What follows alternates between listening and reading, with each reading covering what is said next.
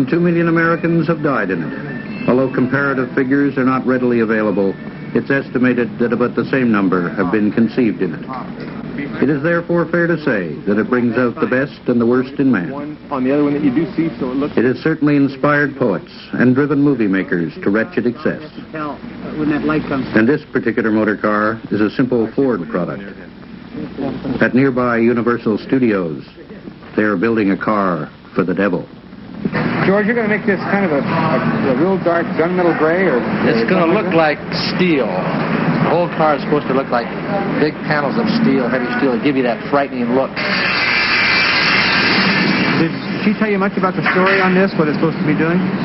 It's quite interesting. I mean, the car is actually just born out in the desert. No one knows where it comes from.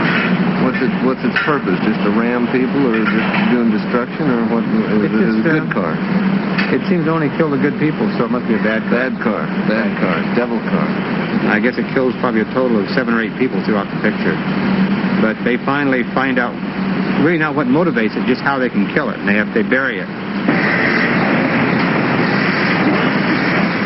The motor cars of Detroit, Michigan, however, are not that easy to get rid of.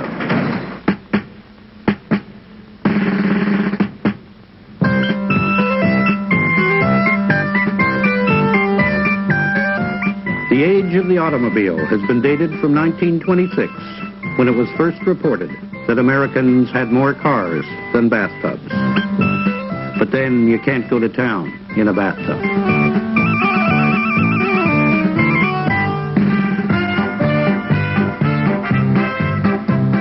Is it any wonder that the captains and the kings of Detroit have assumed mythic dimensions?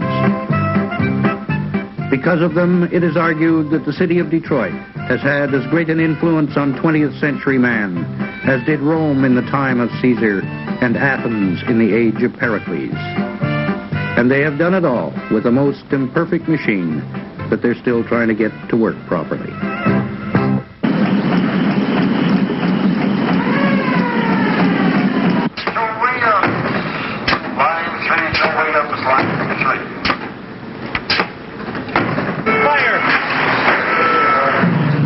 Despite the imperfections of its product, the car companies of Detroit do not consider it a good year until they've managed to sell about 10 million cars.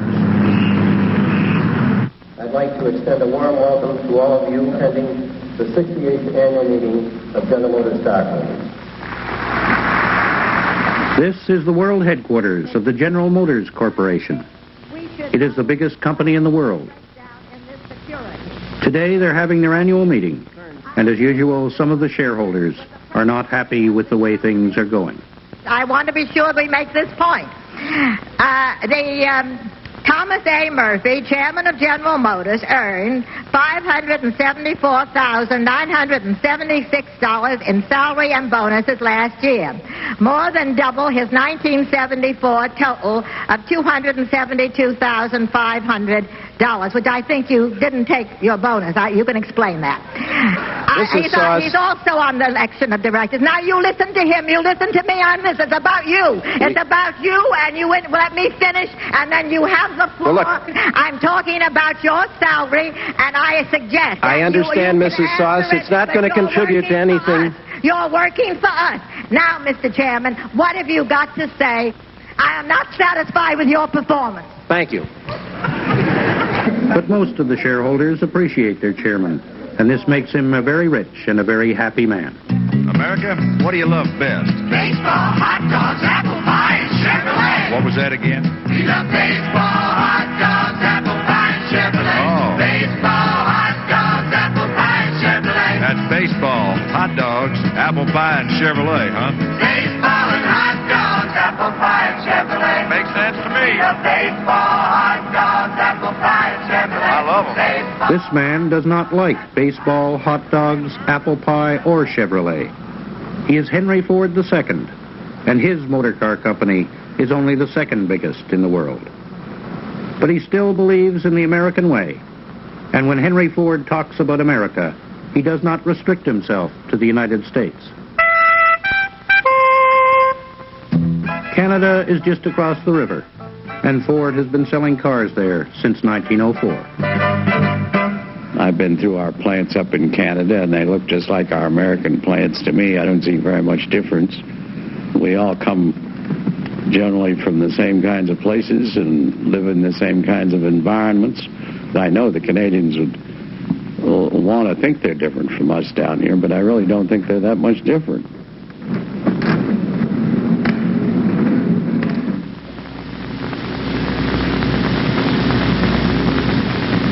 On the 12th floor of the world headquarters, he has a president and 45 assorted vice presidents.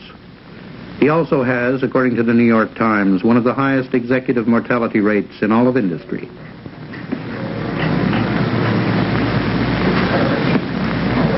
It is not easy to reach the 12th floor, and the stay can be depressingly short. There is a file on each of 1,000 executives. On each man's file, it is said, there are the names of 3 men who could replace him. Each executive is color-coded. They can be green, blue, yellow, or red. A red will soon be out of work. A green is a man with a future. Will Scott, vice president in charge of dealing with politicians, acts like a green. At any rate, he seems to be having a good time. The object of this game, you see, is to get rid of the paper. The guy, what's that card game where you keep passing around, you try to get rid of the queen of hearts or something? Is that hearts? Hearts. If you get stuck with the queen, you're a loser. That's right. That's the way it is around here. You got to get rid of the paper. You got to pass it on to someone else. And if you can get rid of more than you take in that day, you feel pretty good about it. Particularly if it all came from Washington. Will Scott's future is in the hands of the president himself.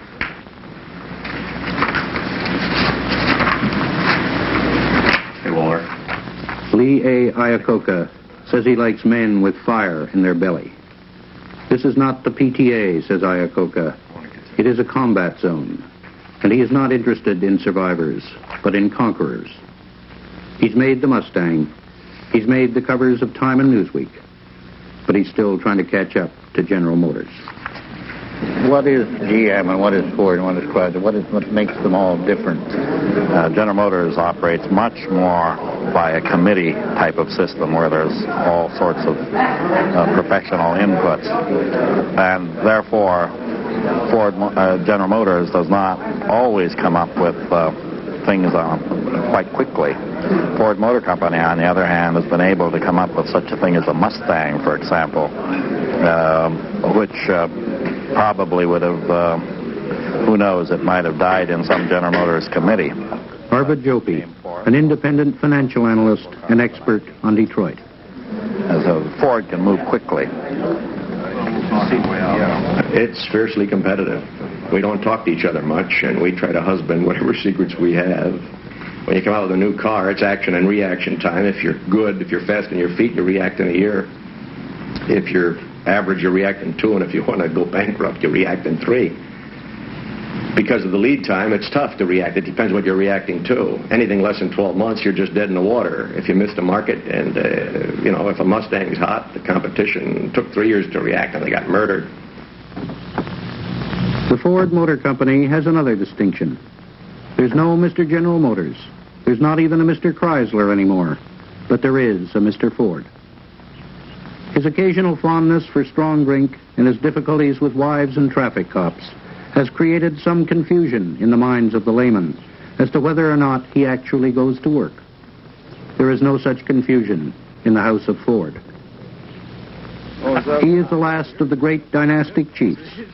Each man is here at his pleasure, invited to come and advise him in the monastic secrecy of the Design Center.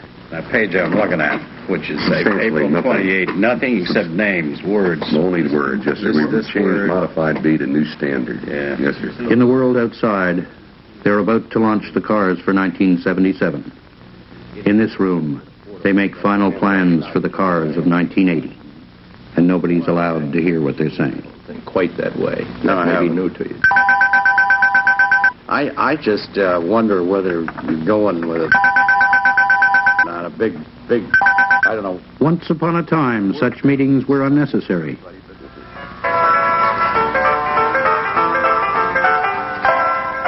Old Henry I offered a single model, and if you wanted any color but black, you had to paint it yourself. When Henry II was born in 1917, His grandfather had just finished trying to stop the First World War. It was the only thing he'd tried that hadn't worked. A man of straight and simple habit, he had left the employ of Thomas Edison to develop a simple motor car which he called the Model T. He introduced the moving assembly line, which cut the cost dramatically, and the toy of the European rich became the birthright of the American masses. It was cheap, durable, and easy to fix, precisely right for a restless migrant population trying to fill up a huge undeveloped continent.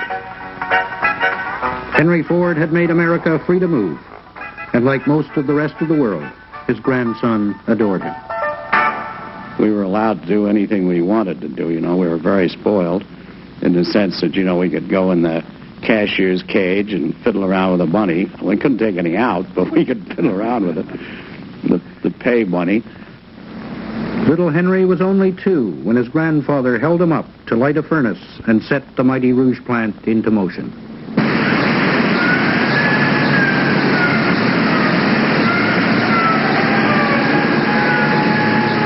It is recorded that little Henry clapped his hands and shouted. And well he might, for he had just started up the largest single industrial facility in all the world.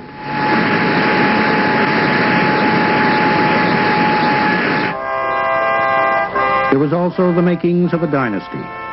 Already there was the grandfather, Henry I, a son, Edsel I, and a grandson who would one day be Henry II.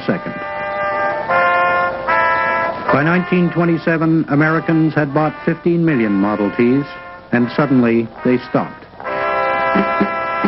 Alfred Sloan of General Motors knew something that Henry Ford did not. Americans no longer wanted a little black box that ran forever. They wanted to travel in style.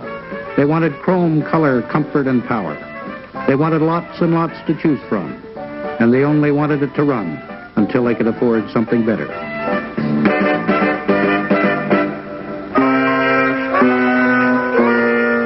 By the time Henry Ford caught on, both General Motors and Chrysler had gone right by him. Henry Ford took pride in being a simple country boy. But even before his company began to disintegrate, the man himself was beginning to show a dark side. His distrust of bankers and bookkeepers had been perverted into a morbid anti-Semitism. He had become a twisted bigot and a publisher of racist hate literature. He had also developed an obsessive hatred of organized labor. Once he had been hailed as the emancipator of the working man. He had introduced the guaranteed wage, and the mighty Rouge plant was considered a thing of industrial beauty. Now Henry Ford transformed it into a malignant prison. The Great Depression had descended on America, and the frightened working man was turning more and more to the trade union movement. Henry Ford decided that organized labor would be crushed.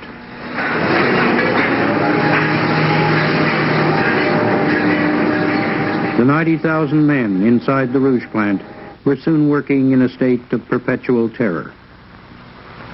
At lunch breaks, men would discuss baseball in loud voices for fear they might be suspected of plotting. Their ranks were infiltrated by 9,000 company stool pigeons, and you could no longer trust a man you'd worked beside for years.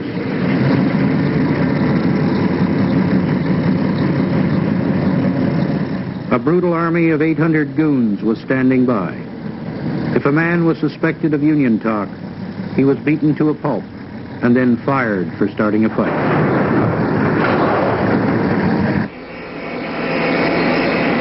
Henry's son Edsel tried to divert the old man from his implacable course of tyranny. A gentle and compassionate man, Edsel was the sole voice of reason in an otherwise ruthless hierarchy. When Walter Reuther and the United Auto Workers came to hand out pamphlets, they were interrupted by representatives of Mr. Ford's security staff. Even the presence of photographers did not divert the goon squad from its allotted task. The breaking of heads and the kicking in of groins was all in the day's work.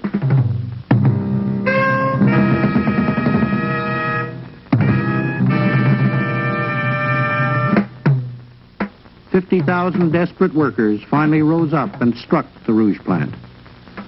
Young Henry II, then busy flunking out of Yale University, wasn't too much concerned. I did try to get through the picket lines, and I was caught and hauled away by one of the plant superintendents. And then I thought it'd be nice to come up in a speedboat under the bridges, and they said, well, that was out because they'd be throwing bottles and rocks and everything else at you from the bridges on the Rouge River. So I was never able to get through the picket lines. But I thought it'd be kind of fun, you know. I was young and I didn't give a damn. It was all too much, however, for his father Edsel. Edsel's brave but futile struggle against old Henry's forces of oppression finally broke him. Old Henry refused to believe his son was ill. But Edsel's ulcers had turned cancerous, and in a final tragic irony, he died of infection from his father's unpasteurized milk. Now there was no one to stand between Henry Ford and a colorful brute named Harry Bennett. Bennett had fashioned Ford's kingdom of fear with his own bare hands. Bennett was an expert in the application of naked terror. He had neither the time nor the inclination for the finer points of business, and even in the booming economy of the Second World War, he had helped to bring the Ford Motor Company to the edge of bankruptcy. Mr. Ford was oblivious to Mr. Bennett's shortcomings, but there was a gathering desperation within the family. Finally, old Henry's wife, Clara, who had become disgusted with all the violence and treachery, forced her husband to relinquish what was left of the company to their grandson. It was assumed that Harry Bennett, who carried a pistol and kept lions and tigers for pets, would eat young Henry for lunch. But Henry astounded Mr. Bennett and all of American industry. Within 5 minutes of taking office, he had kicked Harry Bennett out. The day that you took over the company and got rid of Mr. Bennett, and everybody says, how could this 27-year-old kid do this? Was it a nerve-wracking experience for you? Yeah, pretty. But I was, 27, as you say, and I wasn't really frightened of anything, or nor did I have any feeling that I couldn't do what I wanted to set about to do. He had to save a company that was losing $10 million a month. He began by firing about 1,000 of Bennett's cronies. The most difficult to dislodge was an executive who carried on a perpetual office party behind locked doors. According to legend, Henry Ford smashed it down with a crowbar. Yeah, I didn't smash it down with a crowbar. We just wanted to open it, and it was locked, so we opened it with a crowbar. It was a rather steel door. Well, that was at the time when I just took over, and when I had my conversation with Bennett, I just wanted to find out where all the rat holes were. So I figured the best way to do is go out and get at them and have a look at them and see what we're going to do about them.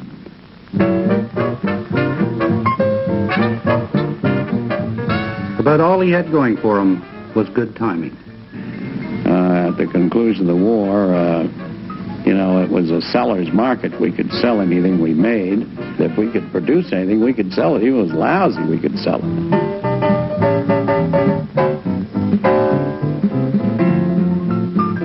But when the boom subsided and the going got tough again, Henry Ford was ready. Under his leadership, the Ford Motor Company was reborn. He did it by recruiting a brand new team of brilliant young executives. But then he dropped a bombshell on them. He called a press conference to unveil a new president. But it wasn't one of his boys. He had raided General Motors and come away with Bunky Knudsen, the former president of Chevrolet. The choice of an outsider shook the foundations of the House of Ford. There was obviously a line of succession developing, strong support for Lee Iacocca, who had been a brilliant sales and marketing person. And finally, some kind of a contest developed there, which those of us on the outside will never know the specific details. Henry Ford was soon faced with the possibility of a palace revolution. In his highly volatile corridors of power, an unprecedented struggle for supremacy was joined. For Lee Iacocca and his supporters, it was a fight to the finish. As long as Bunky Knudsen sat on the right hand of Henry Ford, there would be no room for them. After 20 months of turmoil, Bunky Knudsen was gone, and Iacocca was in. Could you describe the circumstances and your feelings when Mr. Ford asked you to be president of the company? I was happy.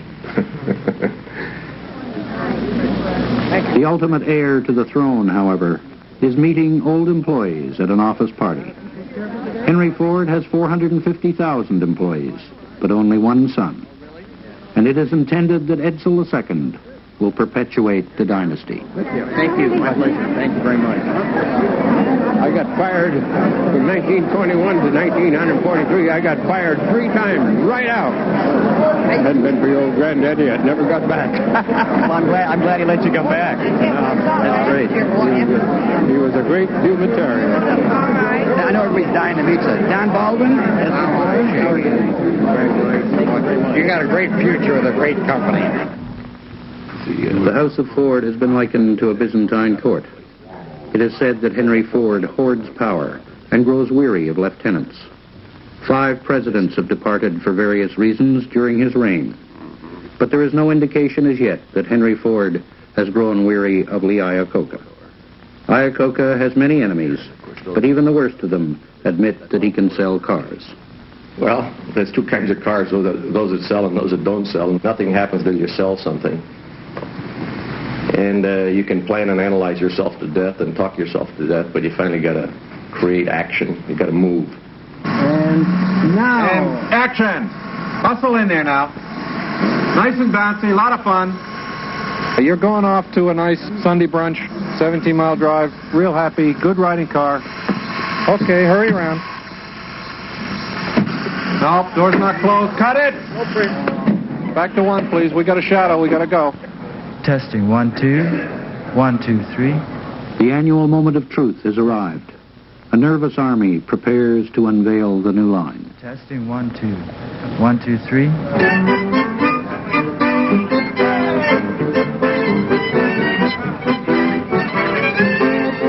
The 1977 Ford Showboat is launched, and the size of the party befits the occasion. For 50 years, the motor car has got bigger and bigger. Now, for the first time in history, they're making the motor cars smaller. There is a fundamental difference in strategy, however, between Ford and General Motors. GM has gone all the way, but Ford has kept his big cars big.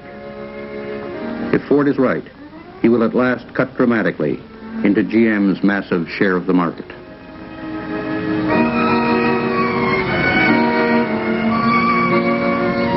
But as a new Mark V rolls off into the marketplace, Henry Ford knows from bitter experience that all his monumental planning can bear bitter fruit. In 1959, this mistake cost Henry Ford $350 million. The only people who loved the Edsel were the stand-up comics. We were going in the right direction, but we maybe went a little too far and at the wrong time.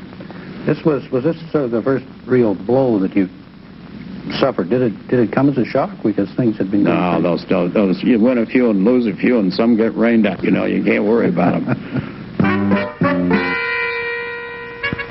An equally famous and much more significant disaster belonged to General Motors before it was reduced to a salad bar in a restaurant. Ralph Nader informed the world that the Corvair was unsafe at any speed, and the consumer movement was born. One of your biographers was quite convinced that you would have a rich appreciation of Ralph Nader, and I think you were quoted as saying that you thought he was full of crap. Did you hold that opinion, or do you still? Well, Ralph Nader is an upstart, and he made a success out of writing a book, which I'm not going to comment on whether it's right or wrong. I really don't know the facts. If I knew the facts, I'd make a comment, but I really don't know the facts. But, you know, he's had his day in the sun, and I think it's on the wane. And I think properly so, because I think he's accomplished whatever he feels he needed to accomplish, and I think the country's getting sensible again. We're going down there tomorrow. Irv is going. I'm going. We're going to support Bob Hampson. Bob will be our senior officer present, and he'll speak to the issues of, highway safety, emissions, the role of government, government intervention in automotive affairs, and so forth. But it's going to be a fairly friendly audience. So I guess we don't expect too much trouble, right? For this one, they're trying to attract a lot of people who aren't traditionally members of the highway lobby. They've asked community leaders, they've asked some environmentalists, some local decision makers.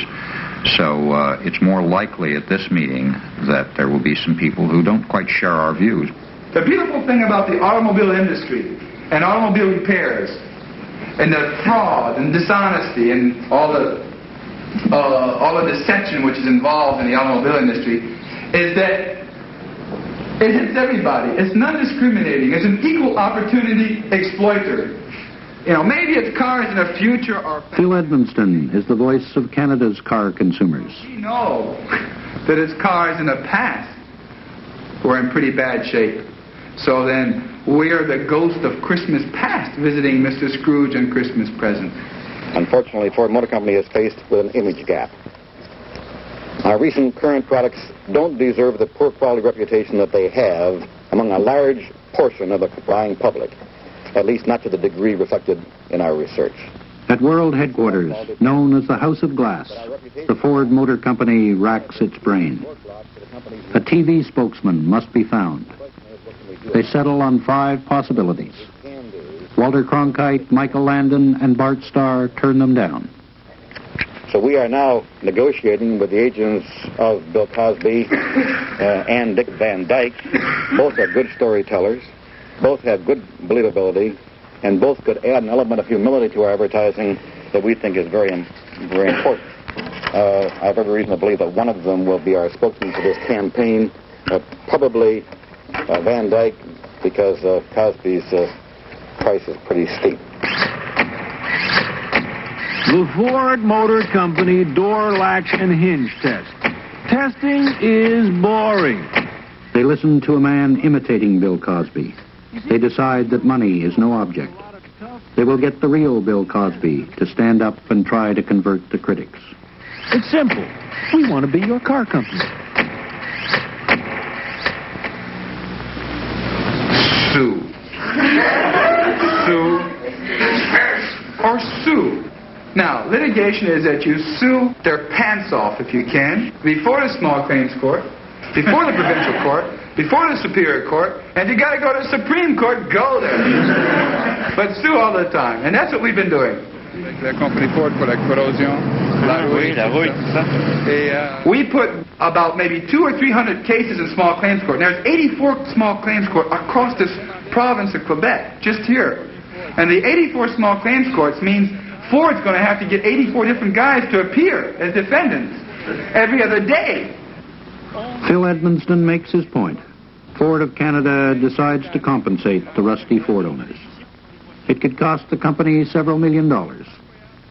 But if these particular complaints seem legitimate to Mr. Ford, they do not alter his overall view of the consumer movement. You say they're irresponsible? Completely irresponsible. Some of it, not all of it. But I think some of it's completely irresponsible. It gets some publicity for the people that are out there trying to cause trouble. And if they want publicity, it's a great way to get it. And unfortunately, they've gotten a lot of members of the Congress and state legislatures and public officials of one kind or another all exercised about things, and therefore there's been a lot of public pressure brought to bear on the political side of our life. And the politicians have done something thinking this is a big group. I'm frankly not at all sure how big this group really is. We do some pretty dumb things. And maybe we lead the consumer astray in some of the advertising we do.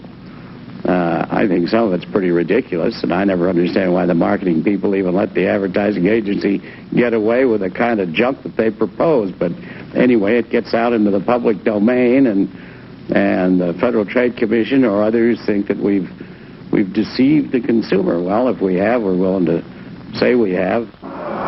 Now, play